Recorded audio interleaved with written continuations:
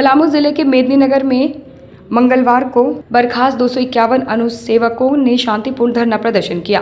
अनुसेवकों का कहना है कि वर्ष 2017 में तत्कालीन उपायुक्त पलामू द्वारा आयोजित लिखित परीक्षा के बाद विज्ञापन संख्या 1/2010 के तहत वर्ष 2018 में उन्हें चतुर्थ वर्गीय कर्मचारी के पद पर विधिवत नियुक्त किया गया था, लेकिन माननीय सर्वोच्च न्यायालय के आदेश के आलोक में बिना कारण बताओ नोटिस और बिना सुनवाई का अवसर दिए सभी 251 अनुसेवकों को सेवा से बर्खास्त कर दिया गया, जो प्राकृतिक न्याय के सिद्धांत के खिलाफ है।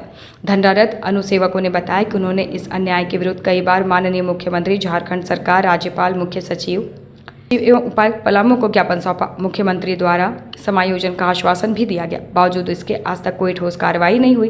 बर्खास्त अनुसेवक संघ पलामू ने सरकार से एक स्वर में मांग की है कि सभी 251 बर्खास्त अनुसेवकों का अविलंब समायोजन किया जाए। कोई फिक्र ही नहीं है। 8 महीना से मेरे घर का खर्चा कैसे चल रहा है किसी को पता नहीं है।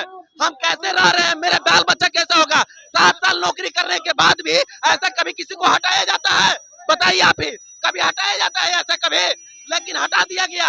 एक लेटर आता है और बर्खास्त हमसे पूछा भी नहीं जाता है कि आखिर क्यों हमको हटाया गया है।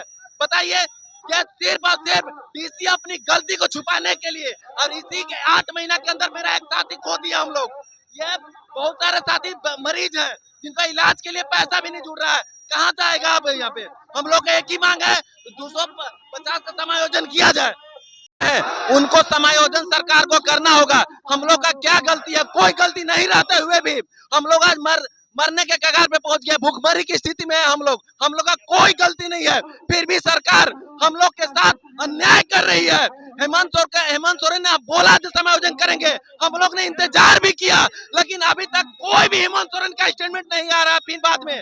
और यहाँ पे सुन रहा है कि बहाली कर दिया जाएगा। हम लोग का एक ही मांग है, जो भी बहाली किया जाएगा वो 251 तो अब हम लोग बचे ही नहीं है। 250 जो बचे हैं उसको 250 को समायोजन करते हुए उसके बाद के सीट पर ही बहाली किया जाएगा। लोग का सिर्फ एक ही मांग है, 251 परिवार को सुरक्षित कीजिए, आप समायोजित कीजिए। आप 585 सीट पर वैकेंसी निकाल दिए महाराज, आपने 251 लोगों के बारे में सोचा नहीं। गलती आपकी है, गलती उपायुक्त महोदय की है, गलती स्थापना समिति की है, गलती विज्ञापन निकालने वाले की है, गलती सरकार की है।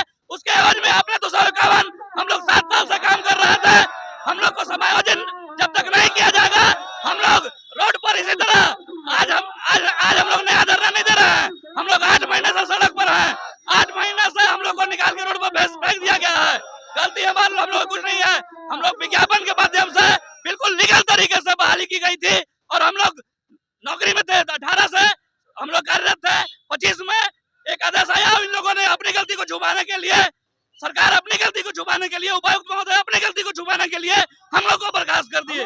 हमारी सिर्फ एक ही मांग है, आप हम लोग को समायोजित करें।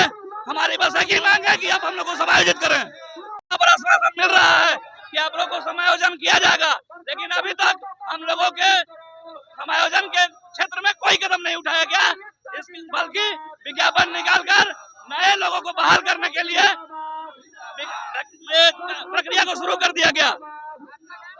मेरा नाम सुधाकर दुबे है, बर्खास्त